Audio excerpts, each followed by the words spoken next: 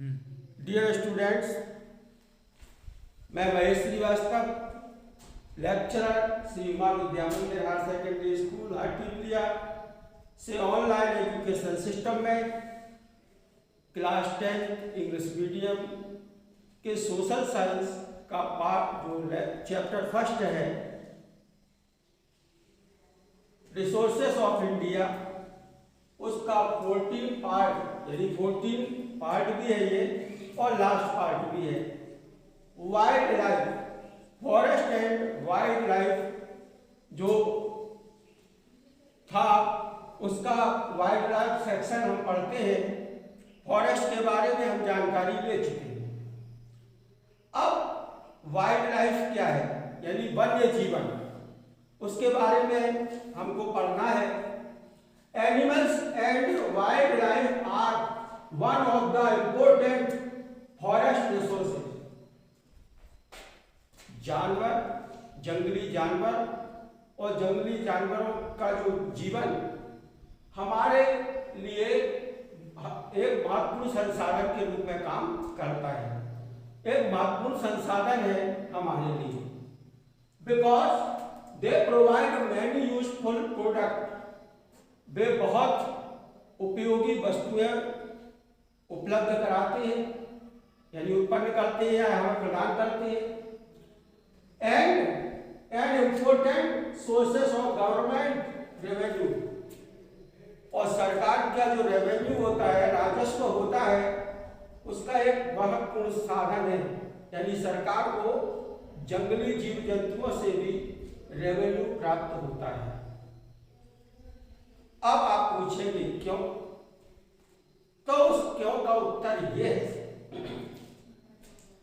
कि जैसे हाथी जीवित रहकर आकर्षण का केंद्र है, लेकिन यदि हाथी मर जाते हैं तो हाथियों के दांत से कलात्मक वस्तुएं बनाई जाती हैं और उन कलात्मक वस्तुओं से हमारे देश तो क्या विदेश के लोग बड़े आकर्षित होते हैं और हमें विदेशी मुद्रा प्राप्त होती है और मुंह मांगे दाम पर वो चीजें मिलती हैं। एक छोटा सा उदाहरण देते हैं, हिरण है। हिरण की नाभि में यानी जो हमारी नाभि होती है उसमें कई हिरण जो ऐसे होते हैं उनकी नाभि में कस्तूरी होती है। कस्तूरी एक बहुत सुगंधित पदार्थ है, यदि एक जगह रख दिया जाए तो उसकी खुशबू बहुत जगह फैलती रहती है। तो इस तरह के कई प्रोडक्ट हैं जो जंगली जानवरों से प्राप्त होते हैं और सरकारों को उनसे फायदा होता है। Main factors for wild life destruction, लेकिन जो जंगली जीवन है, वन्य जीवन है, उसमें तमाम तरह की जो परेशानियां हैं यानी उसमें जो विनाश शुरू हुआ है वो क्यों हुआ है।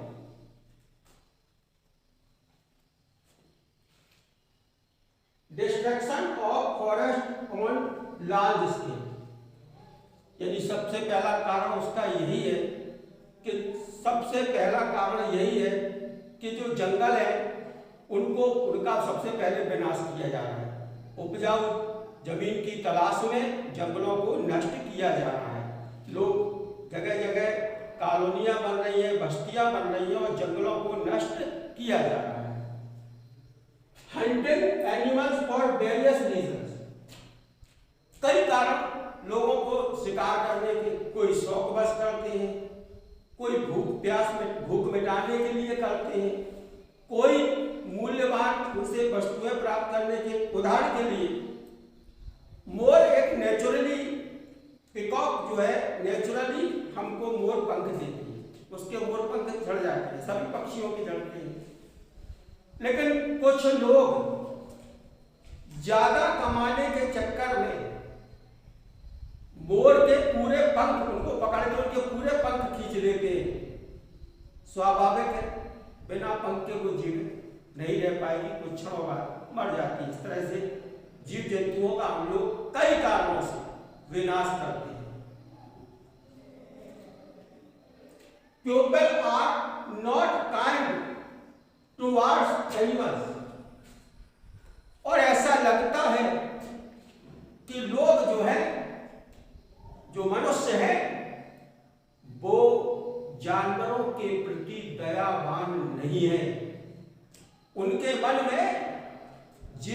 जंतुओं के प्रति दया नहीं है।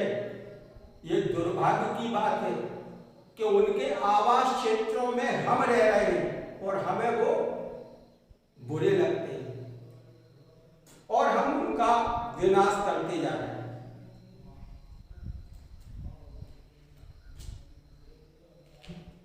चौथा है ignorance of animals by human beings.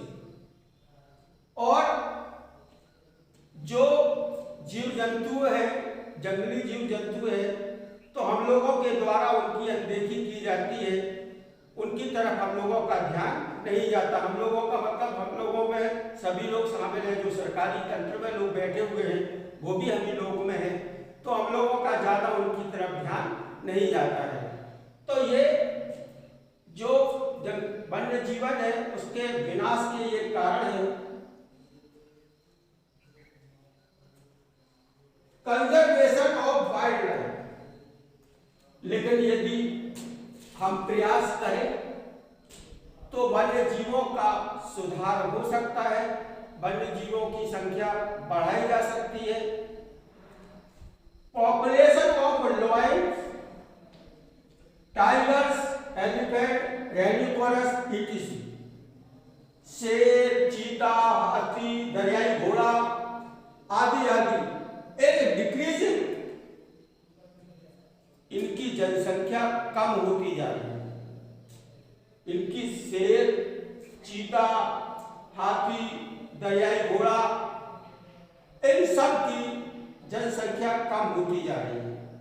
It seems that next few years some species of animals are threatened with extinction. यह एक खतरनाक चेतावनी है हमारे लिए कि कुछ स्पीसीज माने प्रजातियां, यानी कुछ जंतुओं की प्रजातियां हमारे लिए दुर्लभ हो जाएंगी, यानी विलुप्त हो जाएंगी, गायब हो जाएंगी। केवल हम फोटो में देखते रहेंगे, जैसे आज देखते हैं कि डायनासोर है, डायनासोर था, लेकिन अब डायनासोर नहीं है। केवल कल्पना कर सकते हैं कि हाँ डायनासोर होता होगा। तो उस तरह ये जीव जंतु भी गायब हो जाएंगे यदि हमने अच्छी तरह इन पर ध्यान नहीं दिया। ये हमारे लिए खतरे की घंटी है, चेतावनी है। Following effort can be made to protect the wildlife. यदि ये निम्नलिखित प्रयास किए जाए तो जंगली जीवन यानी वन्य जीवन को, जंगली जीवों को बचाया जा सकता है। Safeguarding the national habitat of the wildlife animals, यानी जो सरकारी तंत्र है उसके द्वारा सुरक्षित व्यवस्था, वातावरण जंगली जानवरों को देना चाहिए। हंटिंग शुड बी रिस्ट्रिक्टेड और शिकार करने पर पूरी तरह प्रतिबंध लगा देना चाहिए। यानी सेफ गार्डिंग नेशनल हैबिटेट माने आवास, यानी उनके जैसा वो जैसा रहना चाहती है।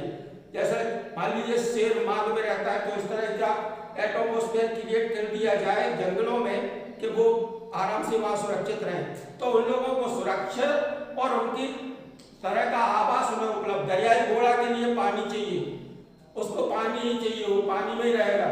तो इस तरह के जंगल विकसित करना चाहिए कि उनको उन जैसा आवास, जैसे आवास में लोग रहते हैं वो वहां रह सकें। ये